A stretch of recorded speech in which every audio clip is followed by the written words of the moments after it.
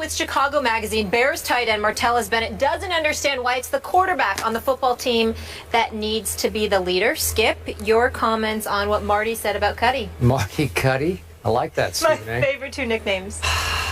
My comment on what Martellus said about Jay Cutler is that Martellus, Stephen A., tiptoed right to the edge of ripping his quarterback for a lack of leadership and stopped short because he knows that Cuddy throws Marty lots of nice passes, throws him the sugar, if you will, and they do have a good wavelength and a good rapport. So I think Martellus knows exactly what Jay is and isn't. I've never said he was a leader. Jay Cutler lives in his own world. He only cares about Jay Cutler. He has enough trouble leading Jay Cutler, let alone trying to lead the rest of the football team.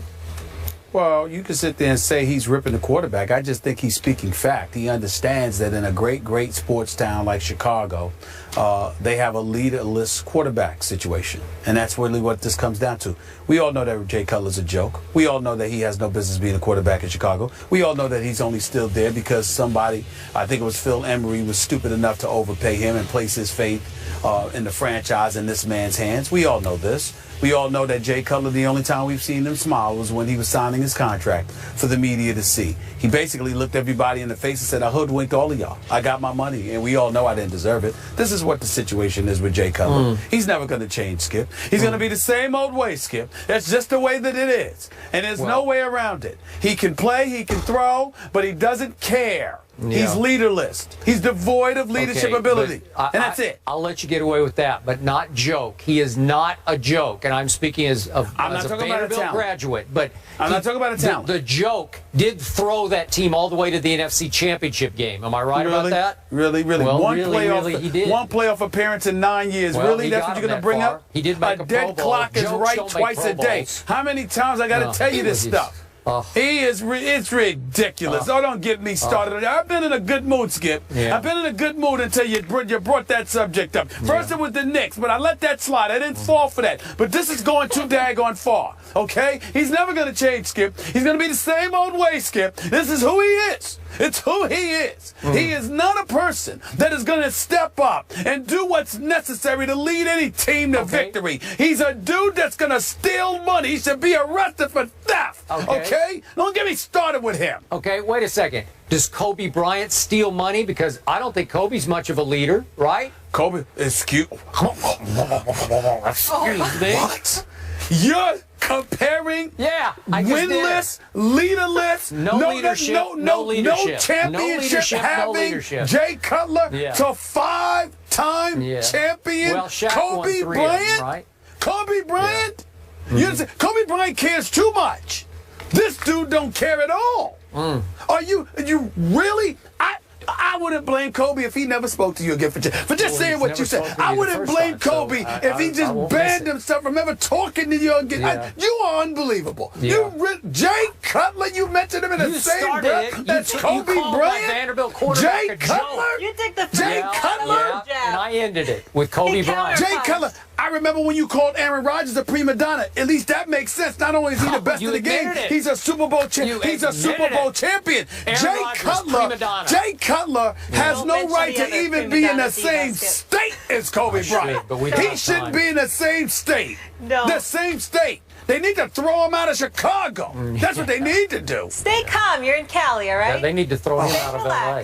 Are you kidding me? Yeah. Russell Westbrook has some bad blood, but it's not what you think. We'll explain that after the break. Sports put together a very good article predicting the best and worst case scenarios for all the NFC teams in the upcoming season. That is just around the corner. I cannot wait. Here's a look at the potential best and potential worst records for a few of the teams we're going to discuss. The Cowboys 12-4 or 4-12. The Eagles 13-3 or 3-13, and then the Seahawks 14-2 or 8-8. So of the three teams I just mentioned, Skip, the worst case scenario, we're focusing on the negative here. Which team is it most likely to happen for? Stephen A., the obvious choice is my Dallas Cowboys, and I'll tell you why. Not just the loss of Deion Scandrick yesterday, as I'm calling him now. Stop it. Orlando Scandrick.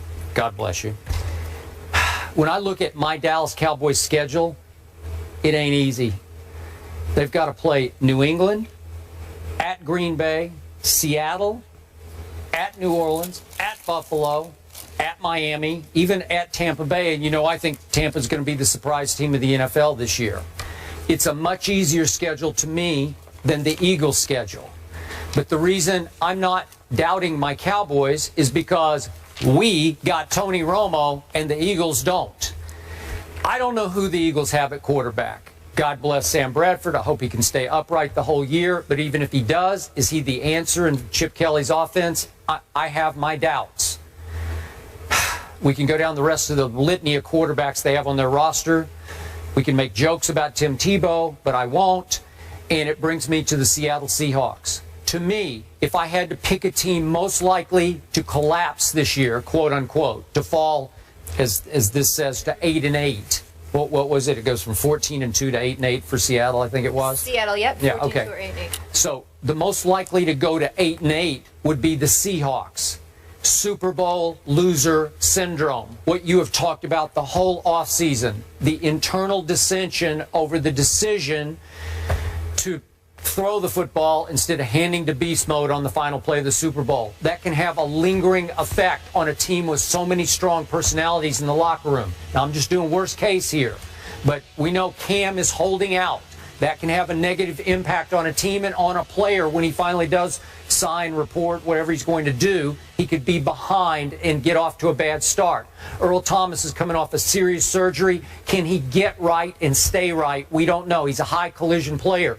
Richard Sherman decided not to have surgery on his, I think it was his elbow or his arm. And will that be the right decision going forward? Will his arm plague him all year? I don't know. So you got the whole secondary with a lot of question marks. Then you have beast mode at age 29, 9th year. Will he start to show some mileage? Sometime in this period, he will. And that brings us to the new addition, Jimmy Graham. Is he the right fit for them? We talked about it.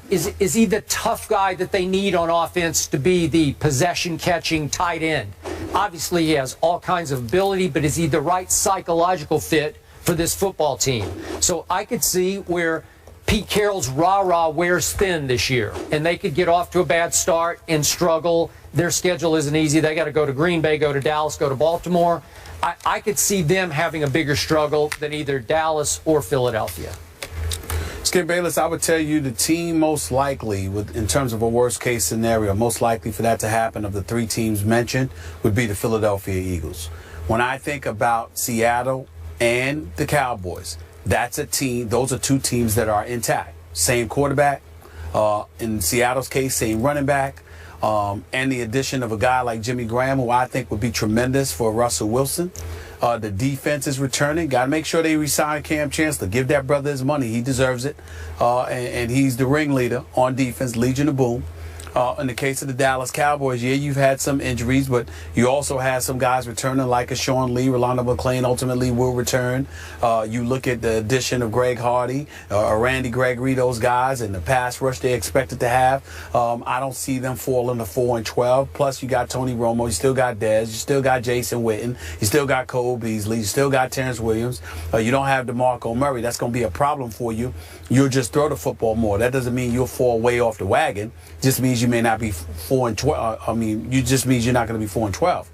But when you look at the Philadelphia Eagles, Sam Bradford, question mark as to how long he'll last, coming off of 2 straight ACL surgeries. Yeah, they got DeMarco Murray and Ryan Matthews running the football. We understand that. Questions at receivers, even though Aguilar, along with Jordan Matthews, is big time, they still got a lot to prove because they're both relatively young, and now they're going to be the focal point. You don't have an experienced veteran like Jeremy Maclin out there. Don't get me started with Riley Cooper. And so when you look at it from that perspective, along with the fact that the Eagles had one of the worst pass defenses in the game, yeah, you added Byron Maxwell, and you added Walter Thurman III, and I get all of that. But are they enough to bring you from, what was it? I mean, what was their defense? Their defense was ranked 28th overall, second to last against the pass. How much of an improvement can you really expect them to make? I think those are the legitimate question marks right now. I think it's undeniable, and I think you have to look at it from the perspective that if there's a team that can fall apart before our very eyes, it's the Philadelphia Eagles. I don't believe they will do it. I still think they got a shot. They probably could win the NFC East, But in terms of just this question as a worst case scenario kind of thing, if you're going to pick the Cowboys, the Seahawks, or the Eagles, I say there's a greater possibility for the Eagles to wet the bed than anybody else. Molly, this is a rare day on First Take because my partner, my brother from another mother, actually said some nice things about my Dallas Cowboys. Some positive, upbeat, and correct things about my Dallas Cowboys. Because he's in LA. He's happy. I guess so. Laid back, the sunshine. He's feeling good. He's got his blazer on. He's chilling. It's kind of true. It's right? kind of true. Yeah. Kind of true. La la. We don't call, the fellas, we don't call it Los Angeles or LA. We call it la la. Okay, just so you know, you enjoy la la. Yes. Coming up, former NFL lineman Jonathan Martin speaks out about his time in the NFL. He has very strong words. We're going to discuss those when we come back. Stay here.